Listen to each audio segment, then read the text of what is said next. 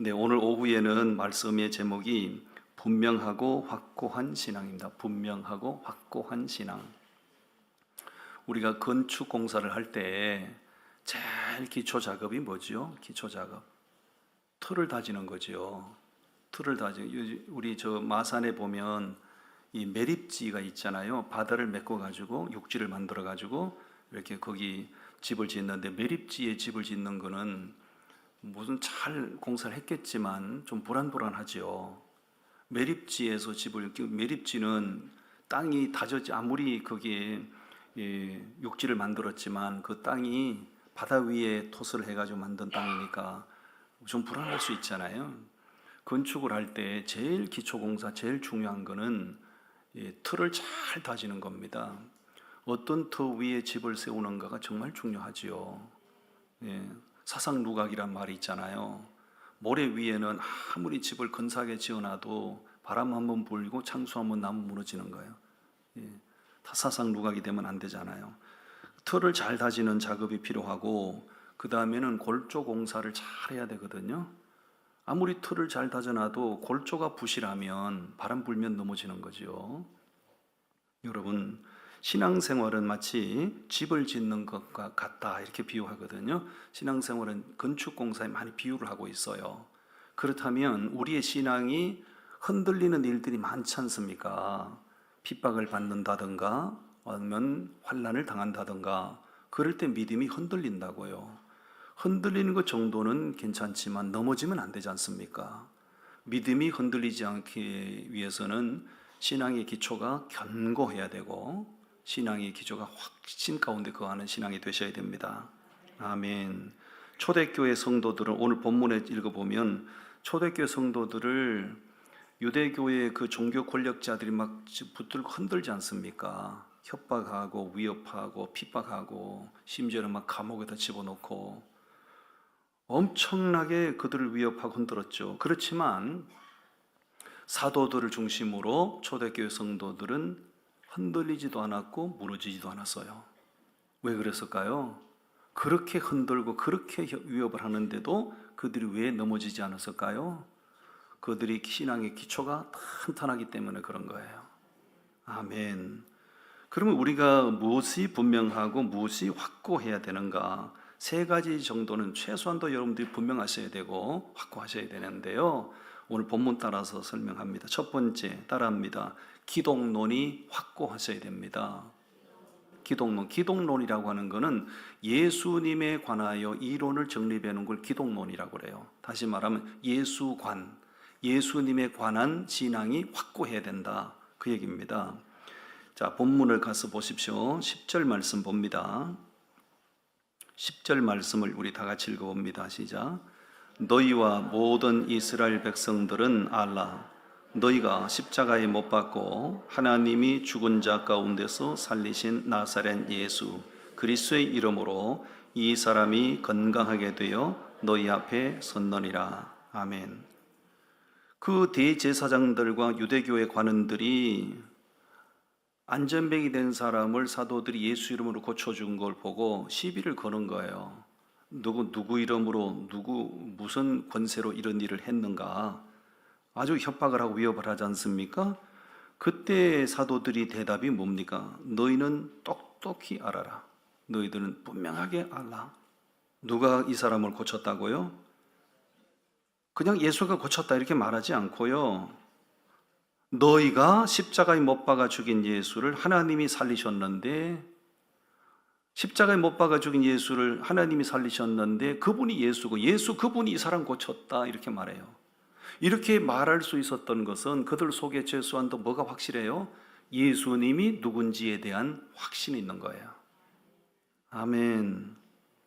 기독론이 분명하지 않으면 신앙이 절대로 견고할 수가 없어요.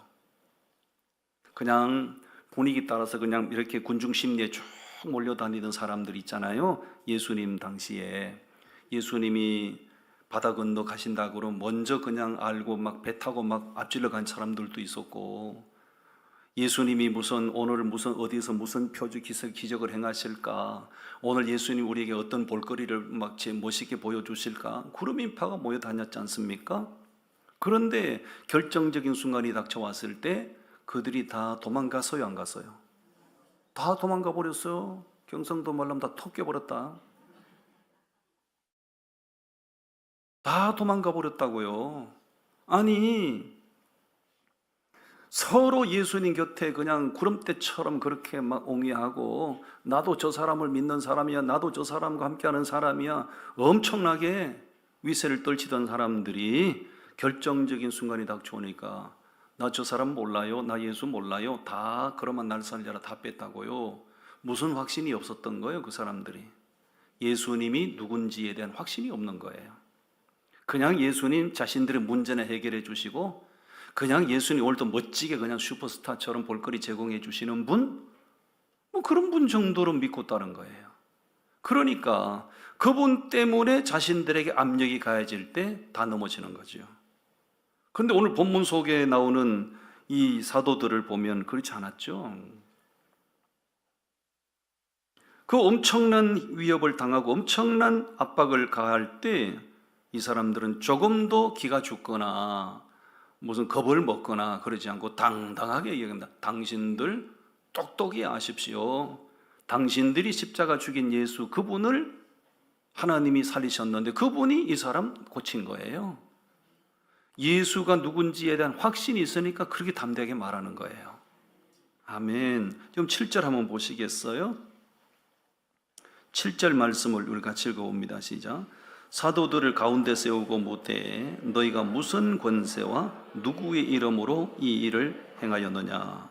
예, 사도들 12명 가운데 딱 세워놓고요, 그 70명이나 되는 유대교 그 시푸른 종교 권력자들이 다 포위하다시피 12명의 제자를 세워놓고 막 위협을 가하는 거죠. 당신들이 안전뱅이 고쳤어요? 당신 누구 이름으로 이 사람 고쳤어요? 우리 같으면 와, 당신들이 이 사람 고쳤네요, 대단합니다 이래야 될 텐데 그게 아니고, 당신들 이 사람 누구 이름으로 이 사람 고쳤어요? 협박하는 거거든요. 그때 사도들이 대답하는 거예요. 당신들이 십자가 못 박아 죽인 그분을 하나님이 살리셨는데 그분이 예수고 예수가 이 사람 살렸어요 얘기하는 거예요. 아멘. 여러분, 웬만한 강심장이라도요, 그런 위치에서요, 그 정도 압박을 가하면요, 사지가 부들부들 떨려가지고요, 대답 잘 못합니다. 그런데 사도들은 조금도 위축되지 않아요.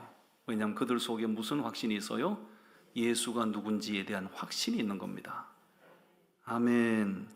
여러분, 전도하러 나가잖아요. 전도하러 나가, 이제 집집마다 다니면서 전도하는 걸 축호 전도라고 그러잖아요.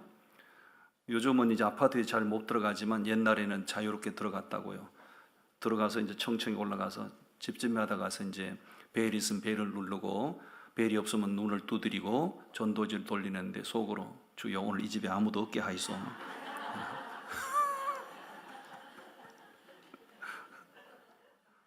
전도하러 와놓고, 이 집에 전도지도 전도하러 와놓고 문을 두드리는데 아무도 안 나오면 그렇게 기쁠 수가 없어. 왜 그런 거죠? 전도하러 가놓고 사람이 나오면 무슨 내가 마치 죄를 지은 것처럼 덜커덕 겁이 나고 아무도 안 나오면 그렇게 기뻐요. 왜 그런 거예요? 내 안에 무슨 확신이 없는 거예요? 예수에 대한 확신이 없고 예수에 대한 우월감이 우리 속에 없기 때문에 그런 거죠. 사도들의 대답을 보면 그들이 얼마나 예수에 대한 확신이 있었던가. 십자가에 못 박혀 죽으신 예수를 얘기하고 하나님이 부활하게 하신 그 예수를 얘기하고, 그 다음 구절에 보면 모퉁이 돌에 머릿돌 대신 예수를 얘기하는 거예요. 예수에 대해서 명쾌합니다. 예수에 대해서 단호하다고요. 그런 사도들의 모습을 통해서 우리가 뭘 본받습니까? 예수 믿는 사람은 세상의 정치나 경제나 사회나 뭐 이런 부분에 대해서는 우리가 어설플 수 있죠. 확신이 덜해도 괜찮아요. 그런데 내가 예수로 말미암아 구원을 받은 자이기 때문에 예수에 대해서는 확신이 있어야 됩니다. 다른 거 다 몰라도 예수님이 나의 죄 때문에 십자가에 못 박혀 죽으셨다는 확신, 예수님이 그렇게 죽음을 당하셨는데 나를 의롭다 하시기 위하여 하나님의 권능으로 다시 부활하신 것을 믿는 확신, 그 예수님께서 마지막 심판자로 때가 되면 다시 오실 것이라는 확신, 이 예수에 대한 확신이 세상 사람들 가운데는 이런 확신이 있을 수가 없죠. 예수 믿는 사람들 가슴 속에 그런 확신이 있어야 되는 거예요. 아멘. 우리 예수 믿는 사람들에게는 예수가 전부 다여야 됩니다. 아멘. 제가 묻겠어요. 그럼 여러분이 대답을 하셔야 됩니다. 오른손 바짝 쥐고 주먹 발칸 쥐고. 아가? 내 걱정 안 해도 돼. 날 기도했지 나 위해서. 그렇지. 오른손 쥐고 내가 질문합니다. 예수면 다냐? 예수면 다냐? 따라 예수면 다냐? 옆 사람 막 쥐어 박을 것처럼 예수면 다냐? 그러면 이제 서로 마주보고 예수면 다다 이렇게 얘기하는 거예요. 제가 묻겠어요. 그럼 여러분 예수가 다다 얘기하는 거예요. 내가 묻겠어. 예수면 다냐? 나 보지 말라고 옆 사람 보라니까. 참. 나를 째려보고 노려보고 그렇게 하시면 어떡해요. 옆에 앉은 사람 째려보고 노려보고 하시라고요. 다시 묻겠어. 예수면 다냐? 예수면 다냐? 그럼 대답을 뭐라고 해야 돼요? 그래, 예수면 다다. 예수면 다죠. 왜? 억만금을 가져서 뭐합니까? 세상에서 최고 성공자가 되면 뭐합니까? 내 안에 예수가 없으면 잃어버린 영혼 되는 거고 영원한 지옥 가는 거고 답이 정해져 있지 않습니까? 그러므로 예수보다 더 귀한 것은 없는 거죠. 예수가 우리의 전부여야 되고 예수가 우리의 최고여야 되고 예수 그분으로 인하여 우리는 만족해야 되는 거지요. 사도들의 모습을 통해서 그걸 배우는 거예요. 이 사도들의 그 상황을 그 상황 속으로 우리가 돌아가서 보면 엄청난 위협감을 느꼈을 텐데 생각해 보세요. 12명 가운데 딱 앉혀놓고 70명의 시퍼런 종교 권력자들이 딱 포위해가지고 막 협박하는 거 아닙니까? 그런데 사도들은 조금도 기가 죽지 않아요. 너희가 십자가 못 박은 죽인 예수, 십자가 얘기하잖아요. 하나님이 그분을 부활을 얘기하잖아요. 그분이 집 모퉁이 돌의 머릿돌이 되셨다. 예수에 대한 확신이죠. 오늘 우리에게도 기도 언론이 분명하고 확고한 신앙이 되시기를 바랍니다. 두 번째 11절 12절인데요. 이 구원관이 확고하셔야 됩니다. 구원관. 자, 12절 말씀을 우리 다 같이 읽겠습니다. 12절 시작. 다른 이로서는 구원을 받을 수 없나니 천하 사람 중에 구원을 받을 만한 다른 이름을 우리에게 주신 일이 없음이라 하였더라. 아멘. 사도들이 담대하게 말합니다. 다른 이로서는 절대로 구원받을 수 없습니다. 이 얘기하는 건 상당히 위험한 거예요. 왜 그러냐면 그 당시에 유대교의 종교 권력자들, 모세 율법을 신봉하는 사람들은 뭘로 구원받는다고 가르쳤어요? 율법을 지킴으로 구원받는다고 가르쳤거든요. 그렇게 믿는 사람들 앞에서 다른 이로서는 구원받을 수 없어요 라고 하는 말은 뭐예요? 당신들이 믿는 신앙이 틀렸어요 라는 말이 되잖아요. 그 사람들은 그것이 절대적이라고 믿고 있는데 사도들은 그 사람들 보고 당신들 구원과는 틀린 거예요 라고 얘기해요. 이건 매맞아 죽을 일이죠. 율법으로 의해서 처형당할 일이죠, 이 사람들. 그렇지만 사도들이 이렇게 담대할 수 있었던 것은 뭐예요? 자신들이 이론을 말하는 것이 아니고 사실을 사실대로 말하는 거잖아요. 아멘. 여러분, 신앙생활의 목적은 그냥 우리가 인격 수양이나 하고 그냥 위로나 받고 그렇게 그걸 위해서 신앙생활하는 건 아닙니다. 우리가 예수 믿고 신앙생활하는 궁극적인 목적은 죄 사함 받고 구원받는 거예요. 무엇으로 구원을 받나요? 무엇으로? 그냥 적당하게 한 7년 이상 교회를 다니면 구원을 받나요? 아니면 세례를 받으면 구원을 받나요? 아니면 집사가 되면 구원을 받나요? 택도 없는 얘기입니다. 우리의 구원은 예수 그리스도 그분을 믿음으로만 가능한 일입니다. 사도들이 정답을 얘기하잖아요. 다른 방법으로 구원 못 받아요. 다른 이로서는 구원을 못 받아요. 우리는 오직 예수 그리스도 이분을 믿음으로만 구원받아요. 구원관이 확실하잖아요. 아멘. 구원관에 있어서 예수 그리스도 외에는 절대 다른 구원의 방법이 없습니다. 있다고 가르치면 그건 이단이에요. 기독교 서점에 가면 오래전에 나온 책이에요. 제가 제일 기분 나쁜 책이 하나 있거든요. 그게 기독교 서점에서 팔리는 책이에요. 책 제목이 뭔지 알아요? 책 제목이 예수 공자 소크라테스. 석가 공자 소크라테스 예수. 책 제목이 그거예요. 석가 공자 소크라테스 예수. 더럽게 기분 나빠요. 왜? 석가가 물론 훌륭하죠. 석가 모의 가르침이 하나도 버릴 게 없어요. 도덕적인 가르침 훌륭합니다. 소크라테스 말할 수 없죠. 소크라테스. 나오나가 태서 형한테 물어보잖아. 태서 형.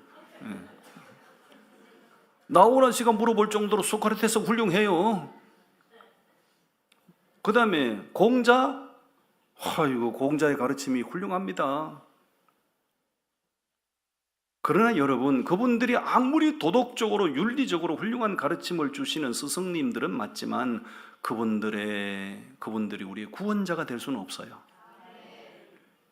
우리 예수님은 훌륭한 가르침, 하늘의 가르침을 주시는 분일 뿐만 아니라 우리의 도덕적으로 윤리적으로 우리를 위로하시는 분만 아니라 예수님은 유일한 구원자시죠. 아멘. 예수 외에는 구원이 없는 거예요. 인간이 스스로 구원에 이를 수 있다고 하는 것, 그게 바로 세상이 만들어낸 종교 아니겠습니까? 수만 가지 종교가 있는데 수만 가지 종교는 다 인간의 머리로 고안하고 인간의 머리로 만들어낸 거죠. 그 종교라고 하는 거예요. 사실상 우리 기독교는 종교의 범주에 포함되지 않습니다. 기독교는 종교의 범주에 포함되지 않는다고요. 왜냐하면 세상의 모든 종교는 인간이 생각하고 상상해서 만들어낸 것이지, 다시 말하면 인간이 구원을 향하여 노력해 가는 거예요. 그러나 기독교는 인간이 스스로 구원에 이를 수 없는 존재로 망가졌기 때문에 하나님께서 죄인된 인간을 구원하기 위하여 찾아오신 분이죠. 다르다고요. 그러므로 수많은 종교들이 있지만 유일한 구원의 종교는 기독교뿐이라고요. 유일한 구원자는 예수 그리스도 외에는 없는 거예요. 아멘. 세상에서 가장 큰 넌센스가 뭐예요? 인간이 스스로 구원에 이르겠다고 노력하는 거 아닙니까? 이건 정말로 코미디 같은 일이고 이거는 가장 큰 넌센스예요.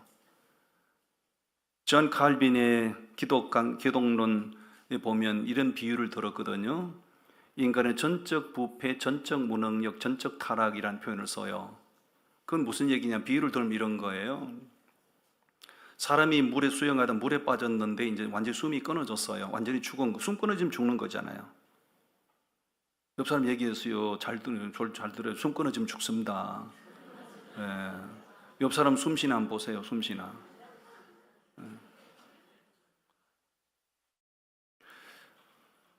저는 절대 잘 때 코를 안 골거든요. 절대 코를 안 골아요. 근데 저희 아내가 자꾸 거짓말 합니다. 저보고. 잘 때 코를 곤대요. 코를 곤다는 거예요. 내가 언제 코를 골았냐고요. 절대 코를 안 곤다고요. 그래서 안 곤다, 곤다, 안 곤다, 곤다. 나는 안 곤다파, 집사는 곤다파야. 그랬더니 집사람이 어느 날 녹음을 해가지고 나 잠잘 때 몰래 녹음을 해가지고 틀어주는 거예요. 보니까 코를 골더라고요. 코를 고는데 이게 정상적으로 이렇게 리드미컬하게 골면 괜찮거든요. 근데 코를 골다가 하다가 몇 분 있다가 푸 하는 사람 있잖아요. 이런 사람은 위험합니다. 갑자기 심장이 콱 멈춰 죽을 수 있어요. 그런 사람들은요, 항상 옆에서 이게 뭔가 망치 같은 거 하나 뒀다가 칵 하고 멈추면 팍 때려야 돼요.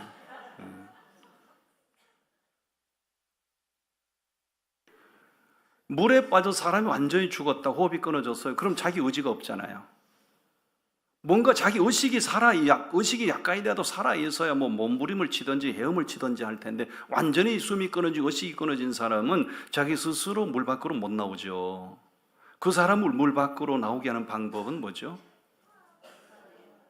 구명보트를 던지든지 누가 들어가서 구조를 해줘야 나오는 거예요. 인간이 타락했다, 인간의 구원은 그런 거예요. 완전히 범죄함으로 완전히 영적으로 죽은 사람이기 때문에 인간 스스로는 구원의 방법을 모색할 수 있다, 없다? 없다. 그렇기 때문에 하나님께서 우리의 구원을 위하여 친히 육신을 입고 오셔야만 했던 거죠. 이것이 성경이 가르치는 구원론이라고요. 그런데다 감히 우리 기독교 구원론을 갖다가 다른 일반 종교 구원론하고 그냥 가책기를 짬뽕을 시켜가지고 완전히 기독교 구원론을 이렇게 묵살하는 사람들이 있는데 정말 기분 나쁜 일이죠. 여러분, 우리 기독교의 구원론은 절대로 타협할 수도 없는 거고요. 예수 그리스도 외에는 구원자가 없어요. 아멘. 요즘 종교다원주의가 세상을 혼란하게 하잖아요.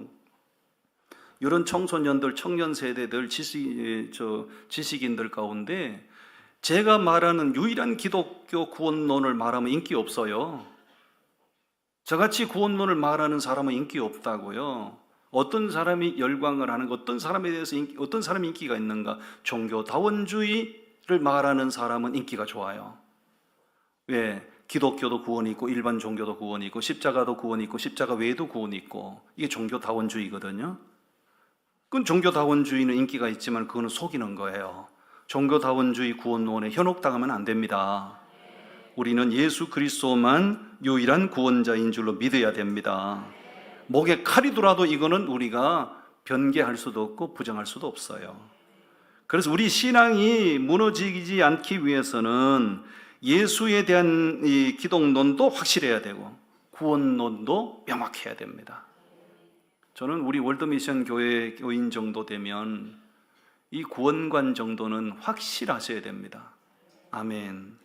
마지막 세 번째는 우리의 사명감이 분명해야 되고 확고해야 됩니다. 사명감. 말씀을 보겠습니다. 17절부터 이제 말씀을 보겠는데요. 17절부터 읽어봅니다. 시작. 이것이 민간에 더 퍼지지 못하게 그들을 위협하여 이후에는 이 이름으로 아무에게도 말하지 말게 하자 하고 그들을 불러 경고하여 도무지 예수 이름으로 말하지도 말고 가르치지도 말라 하니. 뭐라고요? 이 사람들 마지막으로 이제 풀어주면서 협박을 하는 거요. 당신들 이번에 한 번 용서해서 풀어주겠는데 그 대신에 오늘 이 시간부로 절대로 입 닥치고 가만히 계셔요. 예수 말하면 안 돼요. 예수 말하면 안 돼요. 협박을 하는 거죠. 자, 그때 풀려나면서 사도들이 뭐라고 하죠? 20절 말씀 읽겠습니다. 20절 말씀. 우리는 보고 들은 것을 말하지 아니할 수 없다 하니. 뭐라고요? 그럼 제가 이제 상황극으로 이제 하면 제가 이제 여러분 협박하겠어요. 여러분이 이제 풀려나면서 대답을 하셔야 돼. 상황극을 하는 거예요. 여보시오! 오늘 이 시간부로 입 닥치고 가만히 계셔요? 예수 말하면 안 돼요? 상황극을 하자니요.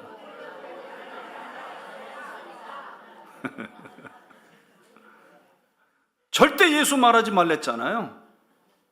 예수 말하지 말라고 그랬는데 나가서 예수 말하면 이 사람들이 그 종교 권력자들 자존심을 건드리는 것이 되는 거예요. 그대로 따를 수밖에 없는 거예요.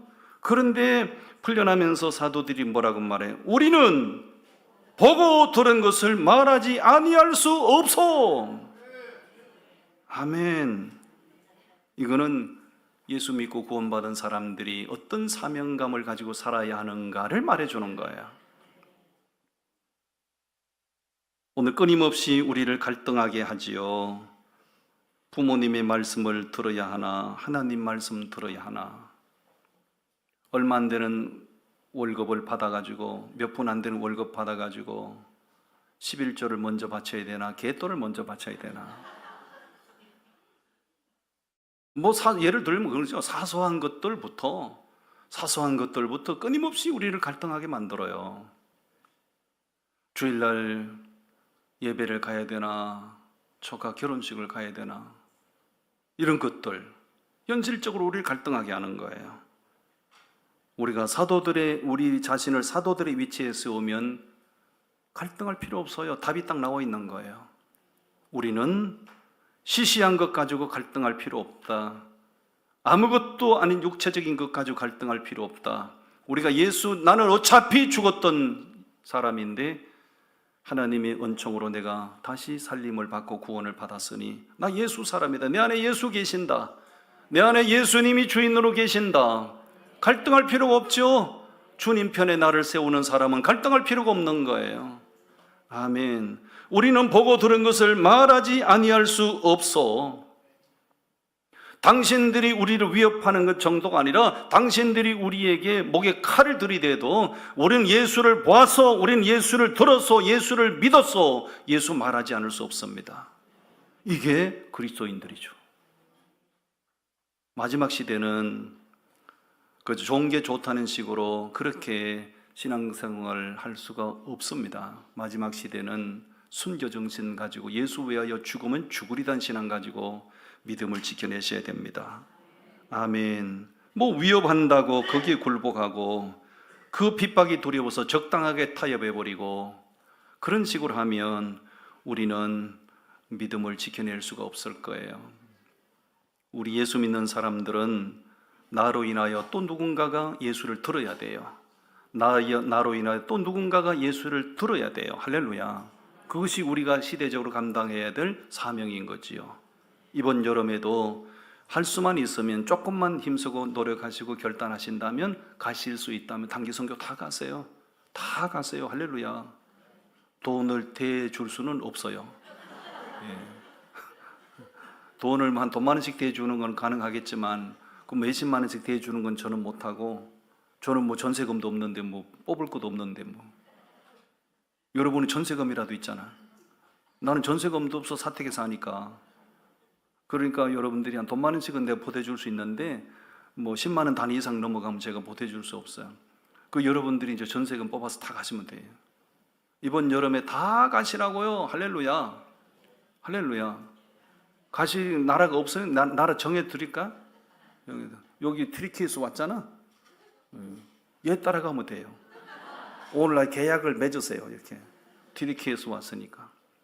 여기도 이제 우리 청소년들 있잖아. 동진아, 지금 복음에 서진해야 되는데 네 동진이 그렇게 자꾸 지금 복음에 서진을 말하고 있는데 넌 동진을 자꾸 이렇게 하자고 그러면 어떡하니?